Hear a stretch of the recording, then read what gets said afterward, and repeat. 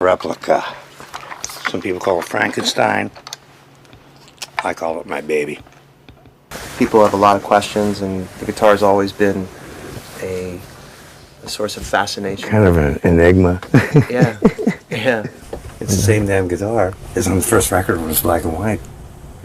People don't think about that. You know? No, a lot of people don't know. There's a black and white and a black, red, white one. But it's the same guitar. Yeah. It's a fascinating subject. It's a fascinating guitar because it just, people are crazy about it. I know. I have a couple questions that I want to ask you and sort of give people an insight. When did you build this guitar? Oh, 74, I think? Mm-hmm. Something like that. Oh, I was looking to, if you notice in old pictures, it had a Gibson sticker on it. Yeah, I've seen those pictures. And I don't know where I got that sticker, but that was the perfect thing because what I was trying to do was cross-pollinate a Gibson with a Fender. Mm-hmm. Because I loved the vibrato bar. And this was way before Floyd. Oh, yeah. Yeah. And, oh man, if I go into detail about how I used to keep that damn thing in tune, that would be a whole nother film. You know, at the time, nobody built their own guitars. What made you want? I didn't have the money, and the guitar that I wanted to play did not exist. It was that simple. Right. Yeah. There's actually Boogie Bodies who supplied Charvel with the body and the neck. And I go out there, they were out, San Dimas way. I'll never forget, there's a body laying at the bottom. I'm going, what are these? And I go, oh, those are seconds.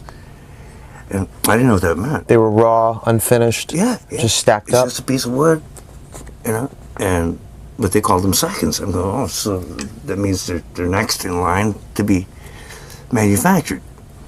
No, that means they got a knot in the wood. Cosmetically, they were not attractive. I'm going, well, I'll take one of those because I don't care if it's got a knot in it, Right. And the body cost me $50, and the neck cost me $80. Was it as simple as, you had guitars before this with a humbucker that you liked and a Strat you were comfortable with? What was the process like leading up to saying, I'm gonna, because it was a moment for electric guitar in itself, the cross-pollination of a humbucker in a Strat style body, was there something that led up to that, or was it just not that much of a thought process? Like everything from sticking a humbucker into paraffin wax in a U-band coffee can and pulling out just in time before the sucker melted. I'm a tone chaser. Right. I love chasing tone, and that's the only way I could get the sound. And I always mainly just use the rear pickup because this stuff isn't even hooked up. Right. It doesn't do anything. A lot of what I do is really trial and error. Mm-hmm. But I do know where I want to get. And sometimes I ruin a lot of stuff getting there. Once you had the body and the neck and knew that did you put the guitar together right away? The funny thing is, the black and white stripes, which was on the first Van Halen record, I don't know what made me think of that at all. I was just looking for something different, but I really wasn't looking. I mean, even the pick guard on the first record, I cut out myself. That was not a Fender. No. Yeah, I made that myself. With a pair of scissors and a soldering iron just to get the edges smooth. Once you had the elements, did you put it together right away, or? Yeah. It didn't take more than a couple days. What were your first impressions after you had it together? It was kind of fun. Yeah. Yeah. It was kind of a culmination of years of putzing around, and everything kind of ended up in this guitar. Did you feel like you were onto something? Yeah, well, I mean, for me, I wasn't looking for anything to sell or to please other people. There's just nothing was out there that I wanted. And that was my motivation, basically. Okay, I want something I want that works for me. Mm-hmm. No locking nut. No locking nut. The whole first record, Stock Fender tremolo. With this guitar, with no Floyd Rose, no locking nut. And people were just dripping around. How the fuck to keep that thing in tune? But it's all process of elimination and making sure everything's lined up. And Straight string pull. Yeah. And I used to even take the guitar string through the block in the back, and with every turn, I would hold the string and turn it with it. So that the string didn't twist. So, exactly. And straight, smooth, and I used to put it through the tuning peg and line it up, not down. So that it was straight into the peg instead of and so break angle. If you look at old stuff, I always have to keep my hand there, because if you hit the string too hard, it would pop out of the nut. And then I put 3-in-1 oil in the brass nut, and the grooves were bigger than they were supposed to be, but that's the only way it would slip and slide, kind of like a Mazzola party. You tricked it out. Yeah. But tricked it out for myself. Right, for performance, but you figured a way to tweak and trick it out. Well, you know me well enough that I trick everything out. To your spec, to what works for you. Whatever works for me. Do you remember what inspired you to paint the stripes? I don't have a clue. It just happened? Yeah? I just took, I'm going, okay, it needs paint. And for some reason, I just grabbed masking tape. And I just started rolling it around on it. And then I painted it black first. And then I taped it for some reason, I don't know. And put tape on it, and then I spray painted it white. And I took the tape off, and then I used rubbing compound to smooth it out. I'm going, hey, it looks kind of neat. Yeah, it does. I mean, you can still kind of see it underneath the original, stuff that's on the first record. But it certainly wasn't a corporate manufactured. It wasn't scientifically derived at in any way. It was just like pretty much everything I do. It's kind of a mistake. The guitar, black and white, is super famous, but the guitar with the top coat of red. See, that's what's funny. Is even more famous. I know, and every time I look at it, I go, God, I wish I would have left it black and white with the pickguard. But then again, this is more famous. It took on a life of its own. Yeah, it's beyond. Yeah, it's beyond it. It just took on a life of its own. How soon after the black and white coat?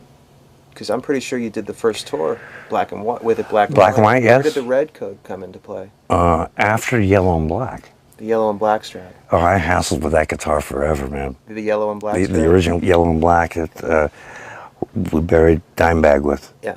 Yeah, because that was the real one. Oh yeah. Rest in peace, Dimebag. So that's when I went back to this guitar. Because it just sounded better, felt better, better, did what you wanted it to do. And I said, okay, let me change it up a little bit, So this is the original guitar. Let me grab the replica real quick. This is going to blow your mind. It's something I've always wanted to do. This is the shit. You know what I mean?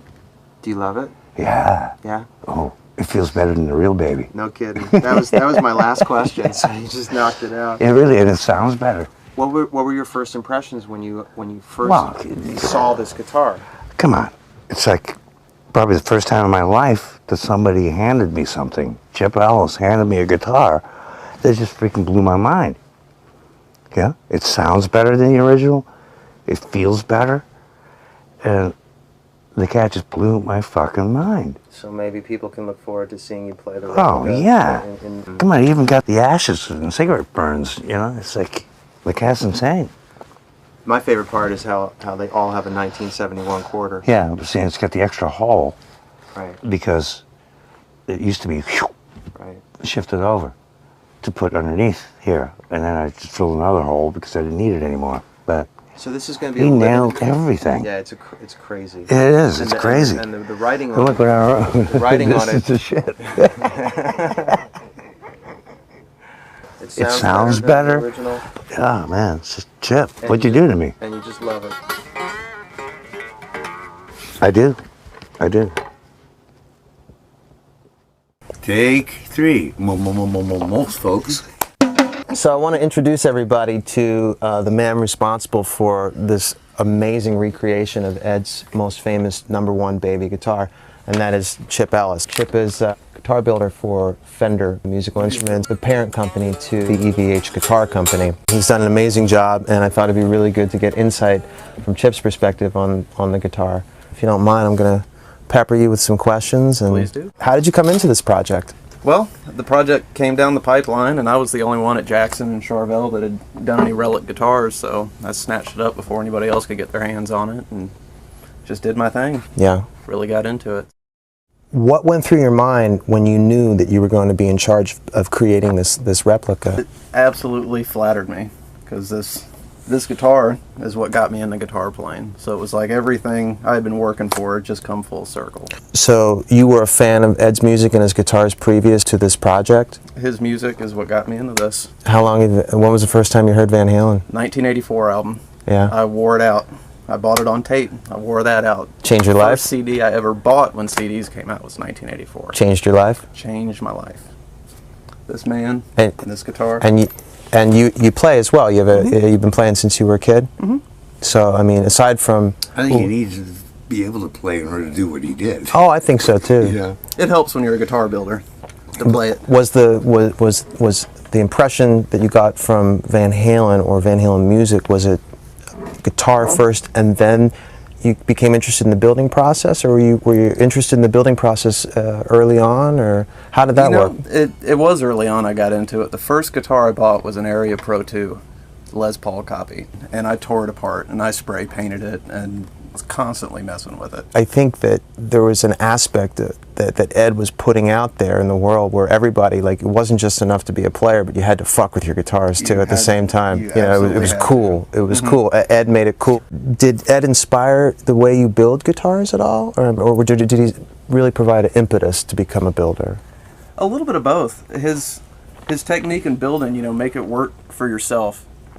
You know, just go at it, whatever it takes. I mean, you told me that you chiseled this out, right? Yeah. Well, look at it. You know, I kind of did the same thing. No pro job. I would take guitars and just destroy them. You know, just trying to get what I want. And then as I learned, you know, how to work on guitars and got better at building and everything, then I started making them a little more polished. And well, how did you go about building the guitar? What was the process like? You've got the project, now it's yours. You know, you're going through a thought process. You know, when you actually got to a table. This is what I want to know. How did you do it? I absolutely geeked out on it. He even got the damn reflectors that we bought at a truck stop. And because at the end of the show, when the whole VH logo came down, I'd go like that. Yeah, shoots a prism out over the crowd. Yeah. Now, where the hell did you find these damn things? That was a lot of research. I found to put it mildly. It took a long time. I tried to find the original manufacturers, one of which had gone out of business. So it was kind of tough finding the exact reflectors. But we did it, and I spent months, you know, just going through it, looking at every picture I could find of the guitar, just dissecting every little screw hole, every, you know, piece of flaked off finish. You call it a geek out. It's a geek out process. Yeah, I just picked it apart, probably further than anybody should pick anything apart. I mean, I just wanted to nail every little detail on the thing, and I did the best I could. That you did, even down to the screw holes, to the tuning peg. Well, I mean, what? You know, I had so many different tuning pegs in this guitar. He even nailed that. The thing for me that blows me away more than anything about what you did is that you did this without that guitar. You did the entire thing from photographs. You never had the real guitar to base the thing off of. That's just mind-blowing to me. Well, I had a bunch of photographs, and like I said, I was zooming stuff in and just, like I said, geeking out on it. How do you do from a photograph? It wasn't easy. It wasn't easy. I mean, I just did the best I could, but I had grown up with this guitar, though. I mean, I had pictures of this hanging on my wall as a kid, you know. I just knew this guitar inside and out. It was a part of my life coming up, you know. That's so special, you know. And like I said earlier, it's part of both of ours. It's a part of all of ours, you know. It was part of a lot of people's lives, and it just, like I said, once I got to working on this, it just felt like everything had come full circle. It was such an honor. How did you feel after you talked to Ed? Because you weren't with the guitar when the guitar got delivered to Ed, but once, you know, Ed had seen the guitar and called you, and you knew that he was happy and excited with the guitar, you know, how did that make you feel? It blew my mind. It was a great day. It really was. That's a day to remember in your life. Definitely. Yeah. Pivotal moment. I'm as impressed as anybody could be. You've done Yeah. an I'm amazing. sitting here playing a replica, and it feels better than the real one. There's just so much detail and so much that went into building this guitar, and it's so exciting. It's one of the most famous guitars in rock and roll history. It'll be an icon. 100 years from now, people will know exactly what it is, and what it was. And you know, I'm just glad it was you, and I just think it's fantastic how happy Ed is with it. I have one question for both of you guys. Yeah. Have you ever confused the replica with the original? Yes. Really? That's why I wrote this on the back. We have a picture sitting on the tailgate of my car. We're all looking at 3 of them at once, wondering which one's which. They're amazing. Yeah, they are. Well, thank you both for sitting with me and answering some questions.